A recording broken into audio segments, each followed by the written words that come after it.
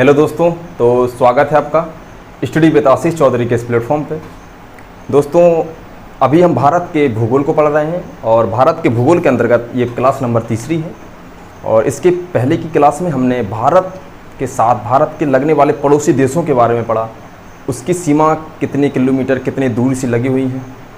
इसी को आगे बढ़ाते हुए हम भारत से लगे हुए पड़ोसी देशों की सीमाओं के नामों के बारे में पढ़ेंगे।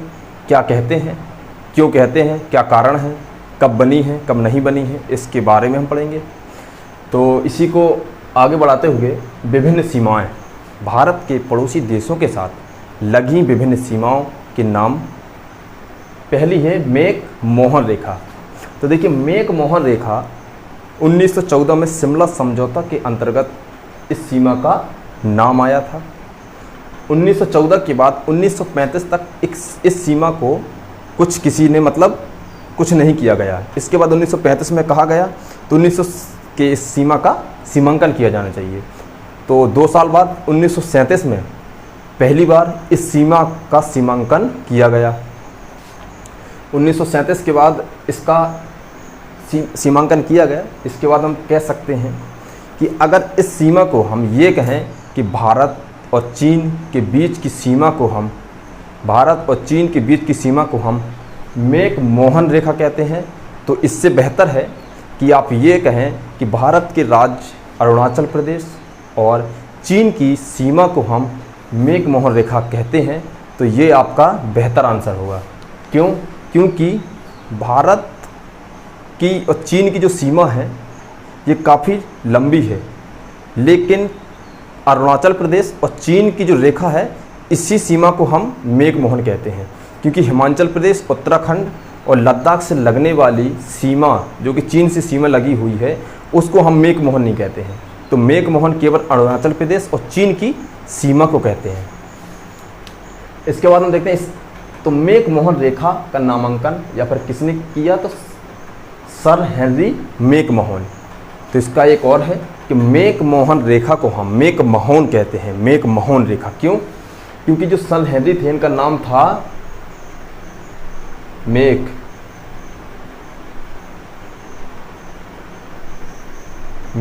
मोहन। तो सर हेनरी मेक मोहन,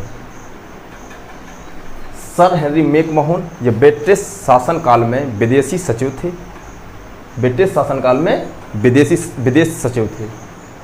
इसके बाद हम देखते हैं दूसरी रेखा, रेड क्लिफ रेखा। रेड क्लिफ रेखा भारत और पाकिस्तान के बीच की रेखा या फिर सीमा को हम रेड क्लिफ रेखा कहते हैं। रेड क्लिफ रेखा को कई जगह हमने पढ़ा है कि 15 अगस्त 1947 को बनाया गया था, लेकिन ये इसका सही आंसर जो है वो 15 ना होकर 17 है। क्योंकि जिस दिन देश का बंटवारा या फिर आज़ाद हुआ था उसके 2 दिन बाद 17 अगस्त 1947 को इस रेखा को बनाया गया था। किसके द्वारा? Sir Cyril Radcliffe. Sir Cyril Radcliffe के द्वारा इस रेखा को 17 अगस्त 1947 को बनाया गया था। तीसरी और सबसे महत्वपूर्ण रेखा है डूरंड रेखा। कई जगह हमने पढ़ा है कि भारत और अफगानिस्तान की सीमा या रेखा को हम डूरंड रेखा बोलते हैं, और कई जगह हमने पढ़ा पाकिस्तान और अफगानिस्तान की रेखा या सीमा को हम डूरंड रेखा या सीमा बोलते हैं। तो देखिए, इसके 2 आंसर हैं। पहला है वर्तमान में। वर्तमान का मतलब है आज 2020 में। आज पाकिस्तान और अफगानिस्तान की सीमा या रेखा को हम डूरंड रेखा बोलते हैं। लेकिन आज़ादी के पूर्व जब भारत और पाकिस्तान एक था, ये पूरा भारत था, तो भारत ये था, अफगानिस्तान ये था, तो इसको डूरंड रेखा बोलते थे। तो आज़ादी के पूर्व इस रेखा को डूरंड रेखा बोलते थे क्योंकि ये भारत था और ये अफगानिस्तान था। लेकिन आज 1947 से इसका बंटवारा हो गया, तो आज यहाँ भारत ना हो गया, भारत यहाँ तक है, तो ये पाकिस्तान है। तो हम कह सकते हैं कि आज़ादी के पूर्व पाकिस्तान इंडिया में पाकिस्तान था। तो भारत और अफगानिस्तान की सीमा को हम डूरंड रेखा बोलते हैं।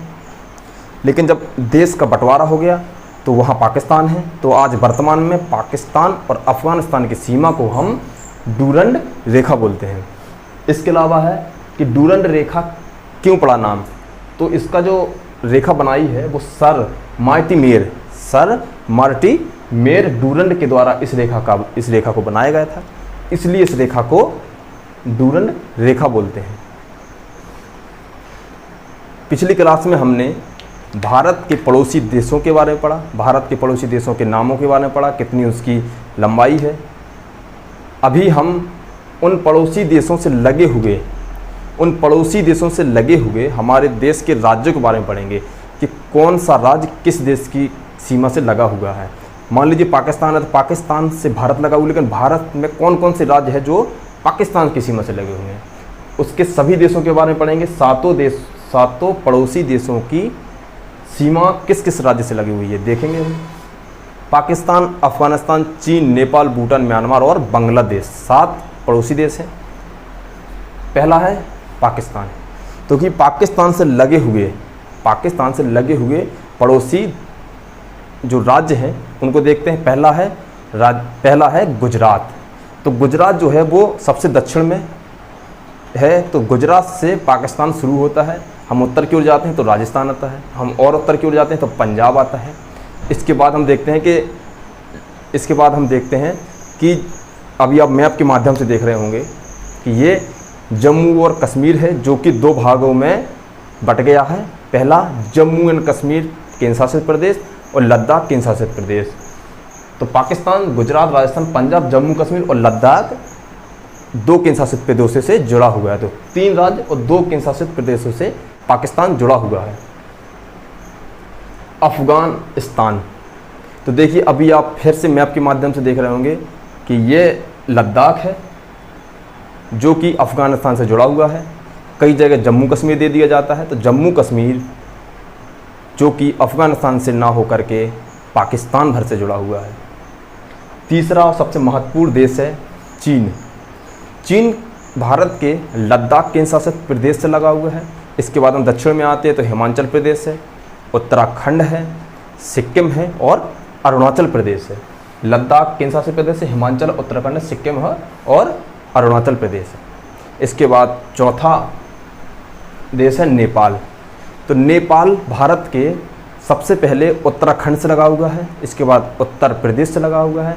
हम पूरब की ओर जाते हैं तो बिहार से लगा हुआ है। इसके बाद जो पश्चिम बंगाल की संरचना है वो दक्षिण में बहुत ही चौड़ी है और जैसे ऊपर जाते हैं वो सुराही की तरह पतली पतली है। तो नेपाल पश्चिम बंगाल से लगा हुआ है। इसके बाद नेपाल सिक्किम से लगा हुआ है। तो नेपाल उत्तराखंड, उत्तर प्रदेश, बिहार, पश्चिम बंगाल और सिक्किम से लगा हुआ है। इसके बाद आता है भूटान। तो भूटान सिक्किम एक ऐसा राज्य है जो कि एक तरफ नेपाल है और एक तरफ भूटान है। तो भूटान सिक्किम से लगा हुआ है, पश्चिम बंगाल से लगा हुआ है। फिर हम जाते हैं तो असम से लगा है और अरुणाचल प्रदेश से लगा है। 4 राज्यों से भूटान की सीमा लगी हुई है। इसके बाद हम देखते हैं म्यांमार। तो म्यांमार एक पूर्वी देश है।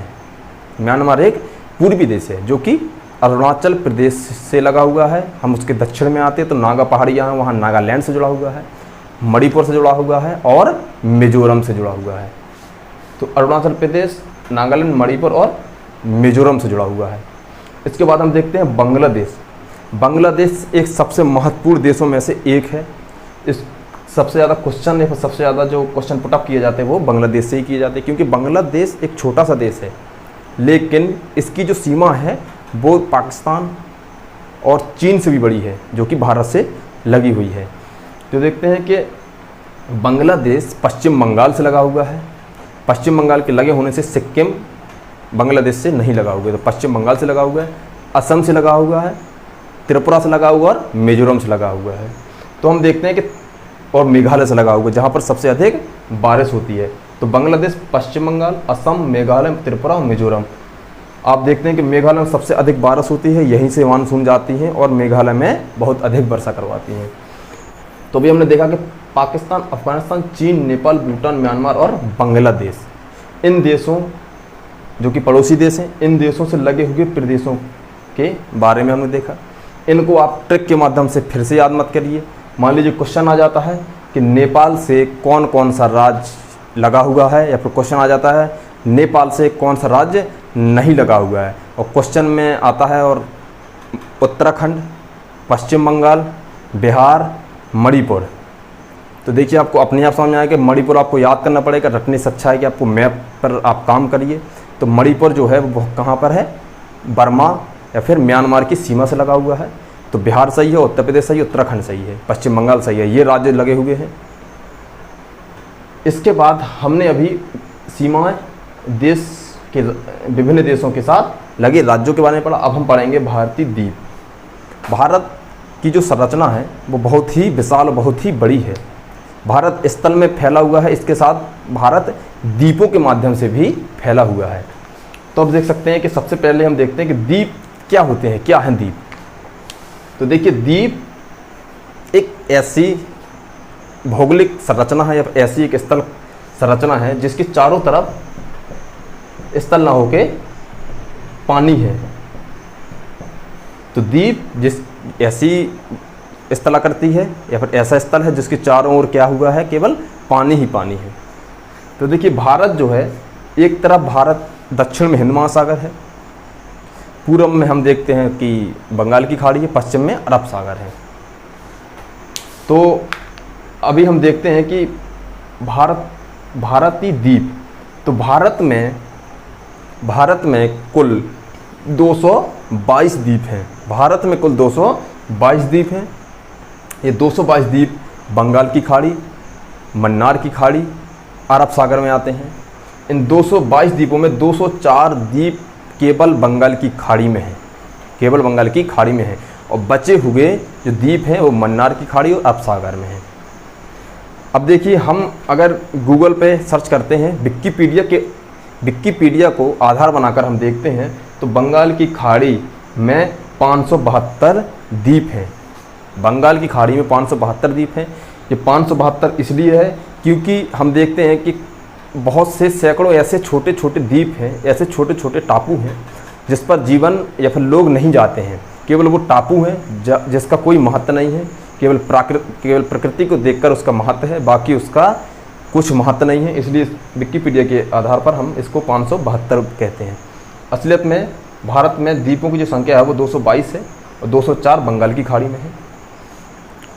अब हम देखते हैं कि भारत के 9 केंद्र शासित प्रदेश हैं। 9 केंद्र शासित प्रदेशों में 2 केंद्र शासित प्रदेश पूरी तरह से द्वीपीय हैं, पूरी तरह से द्वीपीय हैं। पहला है अंडमान निकोबार द्वीप समूह, दूसरा है लक्षद्वीप। अभी हम अंडमान निकोबार द्वीप समूह के बारे में पढ़ेंगे। अंडमान निकोबार द्वीप समूह तो द्वीप जो है अभी हमने बताया कि जो चारों तरफ से पानी से घिरा हुआ है, और समूह का मतलब होता है अंडमान एवं निकोबार द्वीप समूह, मतलब कई द्वीपों के समूह जो है वो अंडमान और निकोबार द्वीप समूह से बना हुआ है एक। तो देखिए जब हम किसी का भी भूगोल पढ़ते हैं तो सबसे पहले हम अक्षांश देशांतर रेखाएं पढ़ते हैं। तो देखिए अंडमान निकोबार द्वीप समूह की जो अक्षांशीय या देशांतरी विस्तार है, तो अंडमान निकोबार द्वीप समूह का जो अक्षांशीय विस्तार है वो आपने देखा होगा कि भारत का दक्षिणतम बिंदु 6.45 मिनट उत्तरी अक्षांश से शुरू होता है, जो कि इंदिरा पॉइंट है। तो ये सबसे दक्षिणतम बिंदु है। तो अंडमान की शुरुआत 6.45 मिनट उत्तरी अक्षांश से 13.45 मिनट उत्तरी अक्षांश तक है, जिसको कभी कभी 14 भी लिखा है कई जगह, लेकिन 13.45 एक बिल्कुल सही आंसर है उत्तरी अक्षांश। अगर हम अंडमान निकोबार द्वीप समूह का देशांतरी विस्तार देखेंगे तो 92.10 मिनट पूर्वी देशांतर से 94.15 पूर्वी देशांतर इसका विस्तार है। अभी हम देखेंगे कि जो अंडमान निकोबार द्वीप समूह है इसका जो क्षेत्रफल है वो 8249 किलोमीटर स्क्वायर है। अंडमान निकोबार द्वीप समूह का क्षेत्रफल 8245 किलोमीटर स्क्वायर है। अंडमान निकोबार द्वीप समूह पूरा समुद्र में बसा हुआ है। जब समुद्र में बसा हुआ है तो इसकी जो प्रकृति है, इसकी जो नेचर है वो एकदम वन वाला है, जंगल वाला है। इसलिए 8249 किलोमीटर स्क्वायर में 7171 किलोमीटर वनों से ढका हुआ है। तो आप खुद ही देख रहे होंगे कि 80 से 90% इसका जो क्षेत्रफल है वो वन से ढका हुआ है। इसके बाद देखते हैं हम कि कभी कभी हम क्वेश्चन पढ़ते हैं या देखते हैं कि भारत में सबसे पहले बारिश कहाँ होती है, भारत में सबसे पहले मानसून कहाँ आता है। तो 80 से 90% लोगों का जो आंसर होता है वो आता है कि केरल में सबसे पहले मानसून वर्षा होती है। अगर ऐसा विचार और ऐसा गंदा विचार आपके दिमाग में है तो उसको निकाल दीजिए। तो इसका जो आंसर है वो ये है कि भारत में सबसे पहले जो बारिश होती है वो अंडमान निकोबार द्वीप समूह में होती है। 1 जून को माना जाता है कि केरल में मानसून आ जाता है, लेकिन मई के अंतिम सप्ताह में अंडमान निकोबार द्वीप समूह में बारिश हो जाती है, फिर मानसून आ जाता है। अभी हम देखेंगे कि ये जो जब जंगली एरिया है, यह जब वन वाला क्षेत्र है, तो यहाँ पर जनजातियाँ पाई जाती हैं। तो हम देखेंगे कभी कभी क्वेश्चन आ जाता है कि कौन से यहाँ कहाँ है कहाँ नहीं है, दे दिया जाता है 4 जनजातियाँ दे दी जाएंगी। कौन सी जनजाति अंडमान में नहीं पाई जाती है? तो देखिए, अंडमान में पाई जाने वाली जनजातियाँ महा अंडमानी, देखिए इसको याद करने में कोई दिक्कत नहीं है। अंडमानी है तो महा अंडमानी, दूसरा है ओंगे, तीसरा है जबरा, चौथा है सेंटीनली। तो महा अंडमानी, ओंगे, जबरा, सेंटीनली ये अंडमान में पाई जाती हैं। और निकोबार में निकोबारी सोमपेन ये 6 जनजातियाँ महत्वपूर्ण हैं अंडमान निकोबार द्वीप समूह की।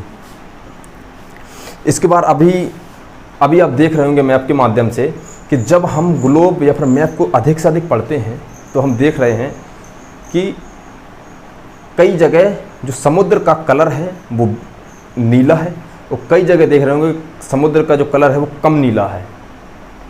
तो इसका भी आप समझ लीजिए कि समुद्र में अगर कहीं एकदम डार्क नीला है, गहरा नीला है, तो वहाँ पर समुद्र की गहराई जो बहुत अधिक है। अगर साधारण नीला कलर है तो वहाँ पर समुद्र की एवरेज है, वो बिल्कुल एकदम सफ़ेद सा है, आसमानी है, तो समझ लीजिए वहाँ पर समुद्र की गहराई जो है बहुत ही कम है। तो अब आप देखिए, हम पढ़ रहे हैं अंडमान निकोबार के बारे में। तो अंडमान निकोबार की जो शुरुआत यहाँ पर कहाँ से आया, कहाँ से उत्पन्न हुआ, कहाँ से ये बना, तो देखिए हिमालय भारत की एक बहुत बड़ी संरचना है। हिमालय की शुरुआत पश्चिम में नंगा पर्वत से शुरू होती है और ये पूरब की ओर बढ़ती बढ़ती नामचा बरवा पर्वत तक जाती है। इसके बाद ये यू टर्न लेते हुए पूर्व में रहने वाले देश म्यांमार में चली जाती है। तो नंगा पर्वत से यहाँ तक इसको हिमालय बोलते हैं।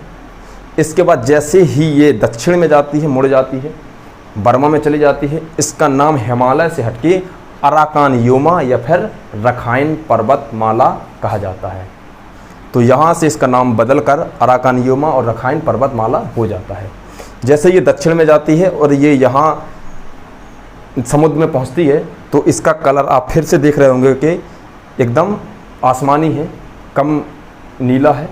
तो कहने का मतलब है यहाँ पर ये समुद्र जो है बहुत ही छिछला है। तो माना जाता है कि हिमालय अराकान योमा से होते हुए जो अंडमान निकोबार द्वीप समूह है यह हिमालय की ही एक संरचना है। यहाँ पर कहा जाए कि अंडमान निकोबार द्वीप समूह किसका भाग है, तो हिमालय का अंडमान निकोबार द्वीप समूह एक भाग है। तो आइए अब हम इन द्वीपों के बारे में पढ़ते हैं। पहला है कोको द्वीप। कोको द्वीप एक म्यांमार का एक हिस्सा है। कोको द्वीप म्यांमार का एक द्वीप है। इस द्वीप के अंतर्गत 3 द्वीप आते हैं महत्वपूर्ण। पहला द्वीप बड़ा कोको द्वीप, दूसरा छोटा कोको द्वीप, तीसरा टेबल द्वीप। तो ये तीनों आप देख रहे होंगे, ये तीनों महत्वपूर्ण द्वीप हैं। कोको द्वीप के तीनों महत्वपूर्ण द्वीप हैं। कोको द्वीप चीन के द्वारा लीज पर लिया गया है। यह इलेक्ट्रॉनिक निगरानी तंत्र के माध्यम से इसका उपयोग किया जाता है। चीन यहाँ पर इलेक्ट्रॉनिक निगरानी तंत्र के माध्यम से दक्षिण एशियाई देशों पर निगरानी करता है, नज़र रखता है। इसके बाद हम देखते हैं कोको द्वीप के दक्षिण में जाते हैं, एक सकरा समुद्र है। इसके बाद हमारा देश के अंडमान निकोबार द्वीप समूह शुरू हो जाते हैं। तो जब 2 स्थल खंड के बीच में कोई सकरा सागर हो उसको कहते हैं हम चैनल। तो कोको द्वीप और भारत के अंडमान निकोबार द्वीप समूह के बीच में एक चैनल पाई जाती है जिसको हम कहते हैं कोको चैनल। आइए अब हम देखते हैं भारत के अंडमान निकोबार द्वीप समूह को बांटते हैं। और एक एक द्वीप के बारे में, जो महत्वपूर्ण द्वीप है उसके बारे में पढ़ते हैं। ये इसके बाद देखिए, पहला है, आप देख रहे होंगे ये सबसे ऊपर है, उत्तर में है, तो हम कह सकते हैं कि उत्तरी अंडमान। देखो दो भागों में बांटते हैं, ये अंडमान है, ये निकोबार है। ये पूरा अंडमान निकोबार है, तो इसको अंडमान मानते हैं, इसको निकोबार मानते हैं। इसके अलावा भी कई द्वीप हैं और छोटे छोटे, लेकिन हम छोटे छोटे नावों के महत्वपूर्ण द्वीपों के बारे में पढ़ेंगे। अंडमान है, ये निकोबार है। तो अंडमान के उत्तरी, सबसे उत्तरी भाग या सबसे उत्तरी द्वीप है वो है उत्तरी अंडमान। उत्तरी अंडमान, इसकी क्या खासियत है? तो देखिए, उत्तरी अंडमान की सबसे महत्वपूर्ण खासियत है कि उत्तरी अंडमान पर अंडमान निकोबार द्वीप समूह की सबसे ऊंची चोटी पाई जाती है, जिसको हम कहते हैं सैंडल पीक। जिसको हम कहते हैं सैडल पीक। सैडल ना, सैंडल नहीं होके सैडल, सैडल पीक, जिसकी ऊंचाई 732 मीटर है। 732 मीटर है, जो कि अंडमान निकोबार द्वीप समूह की सबसे ऊंची चोटी है। इसके बाद हम देखते हैं कि दूसरा और सबसे बड़ा जो द्वीप है, इसको कहते हैं हम मध्य अंडमान। मध्य अंडमान, क्योंकि ये बीचों बीच है और ये बड़ा द्वीप है, तो हम कह सकते हैं कि दूसरा है मध्य अंडमान। यह है अंडमान निकोबार द्वीप समूह का सबसे बड़ा द्वीप है। यह अंडमान निकोबार द्वीप समूह का सबसे बड़ा द्वीप है। तीसरा हम देखते हैं दक्षिण अंडमान। ये तीसरे नंबर का है, ये दक्षिण अंडमान है। दक्षिणी अंडमान अंडमान निकोबार द्वीप समूह का सबसे महत्वपूर्ण द्वीप है। वो इसलिए है क्योंकि अंडमान निकोबार द्वीप समूह की जो राजधानी है पोर्ट ब्लेयर, वो इसी द्वीप पर है, दक्षिणी द्वीप पर है, दक्षिणी अंडमान पर है। इसके बाद एक छोटा सा द्वीप है जिसको हम कहते हैं छोटा अंडमान या फिर लिटिल अंडमान। तो अभी हमने अंडमान निकोबार द्वीप समूह के अंडमान के 4 महत्वपूर्ण द्वीपों को पढ़ा। पहला है उत्तरी अंडमान, मध्य अंडमान, दक्षिणी अंडमान, लिटिल अंडमान। इस पर सैडल पीक है, सैडल पीक है, इस पर सबसे बड़ा है ये। इस पर हमने अंडमान निकोबार द्वीप समूह की राजधानी है, ये सबसे छोटा है।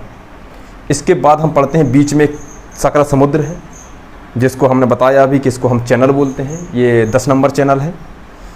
सभी चैनलों के बारे में हम आने वाले क्लासेस में पढ़ेंगे और इस हिसाब से पढ़ेंगे कि उनको हमें रटना ना पड़े। इस तरह से पढ़ेंगे कि उनको हम जोग्राफिकली भौगोलिक की तरह से हम उनको याद कर सकें।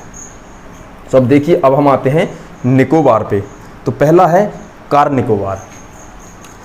कार निकोबार यह अंडमान के वाला निकोबार का सबसे उत्तरी द्वीप है, कार निकोबार। इसके बाद हम आते हैं नीचे, ये छोटा सा द्वीप है, छोटा निकोबार। इसके दक्षिण में आते हैं जो कि सबसे महत्वपूर्ण निकोबार द्वीप है, ये कहते हैं ग्रेट निकोबार या बृहद निकोबार।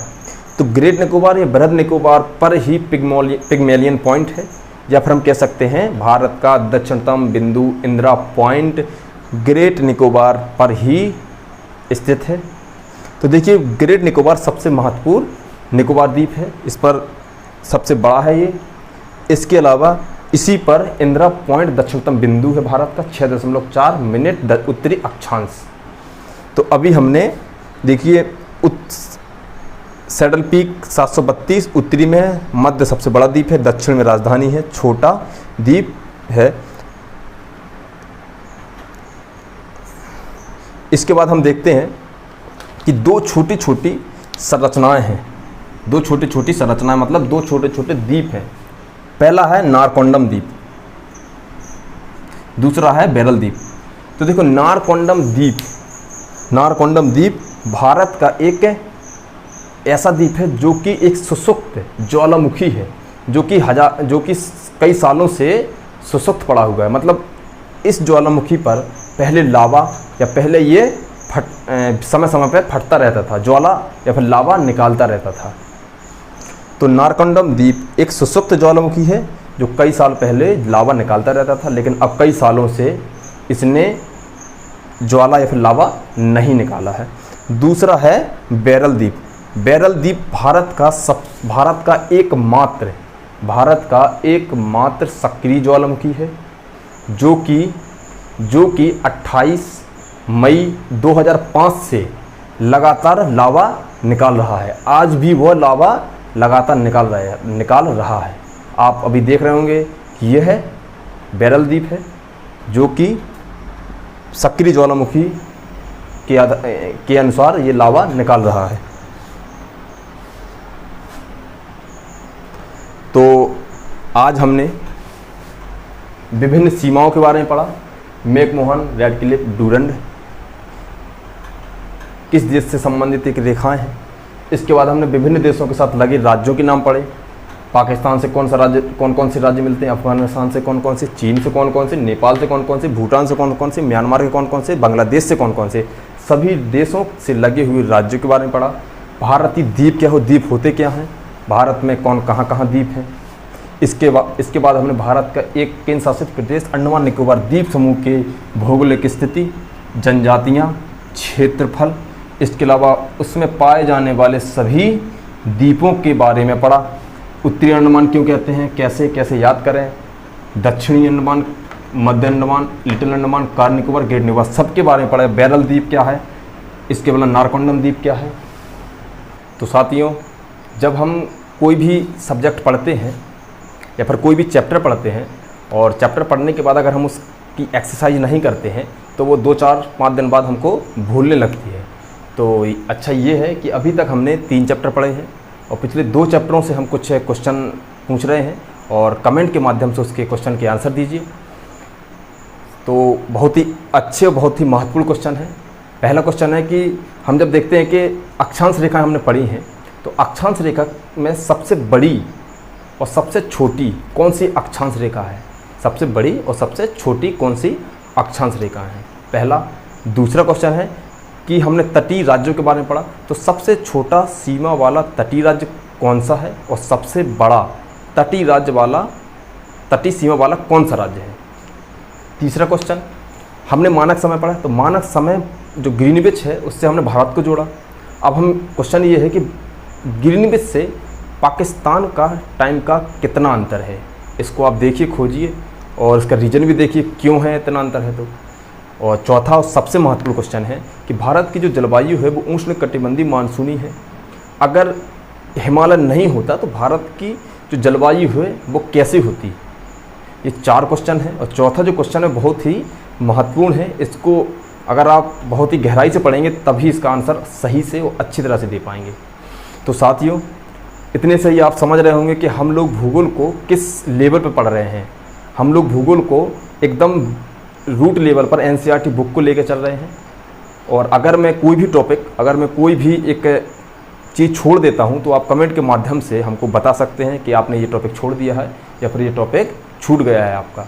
तो साथियों, अगर आपके कोई भी दोस्त भाई हैं जो कि इस प्लेटफॉर्म के माध्यम से आपको लगता है कि उनके लिए कुछ अच्छा हो सकता है, तो आप उनको ये शेयर करिए जिससे कि वो भी देख सकें।